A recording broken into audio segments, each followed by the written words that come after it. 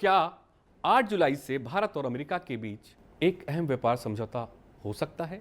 वित्त मंत्रालय की ताजा रिपोर्ट यही इशारा कर रही है। रिपोर्ट कहती है इंटरिम ट्रेड एग्रीमेंट यानी अंतरिम व्यापार समझौता जल्द हो सकता है, जिससे भारत के निर्यात को एक नई रफ्तार मिलेगी। लेकिन सिर्फ यही नहीं, इस डील के पीछे कई परतें हैं जिनका असर भारत की पूरी अर्थव्यवस्था पर पड़ सकता है।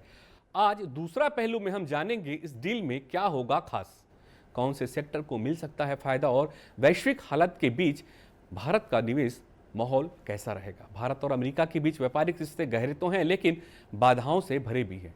ट्रंप प्रशासन के दौरान दोनों देशों के बीच कई आयात निर्यात शुल्क विवादों में व्यापारिक रिश्तों को प्रभावित किया, लेकिन अब दोनों देशों ने कुछ मुद्दों पर आम सहमति बनानी शुरू कर दी है। भारत सरकार के अनुसार 8 जुलाई से पहले यह इंटरिम डील यानी अस्थायी व्यापार समझौता संभव है।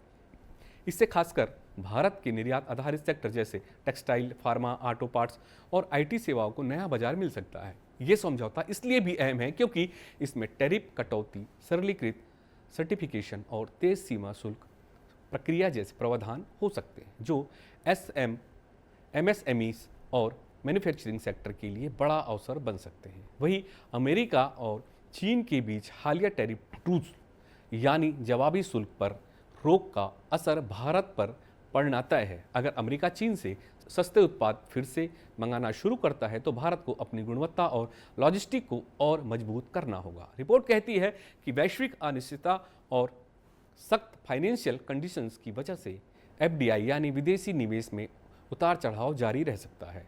कंपनियां सतर्क हैं, निवेश सोच समझकर कर रही है, लेकिन भारत की स्थिति तुलनात्मक रूप से बेहतर बनी हुई है।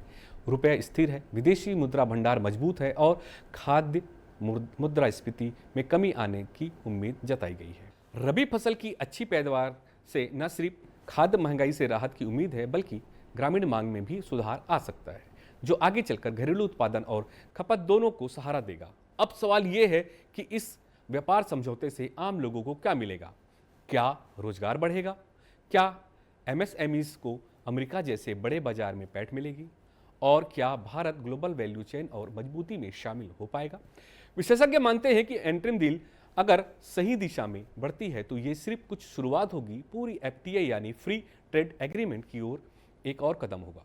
दूसरा पहलू यह है कि निवेशक तो आते हैं जब नीतियां स्थिर होती हैं, जब व्यापारिक माहौल भरोसेमंद हो। तो अगर यह डील महज एक कागजी समझौता नहीं बल्कि व्यवहारिक सुधारों की दिशा में कदम बन सके, तभी यह भारत की अर्थव्यवस्था को दीर्घकालिक बढ़त दिला पाएगा। भारत के लिए ये वक्त निर्णायक है और एक और वैश्विक अनिश्चितता है दूसरी संभावनाओं का बड़ा दरवाजा। अब देखना यह है कि क्या यह दरवाजा 8 जुलाई से पहले खुलता है या फिर से अटक जाती है टैरिफ, ट्रस्ट और टाल मटोल पर। धन्यवाद।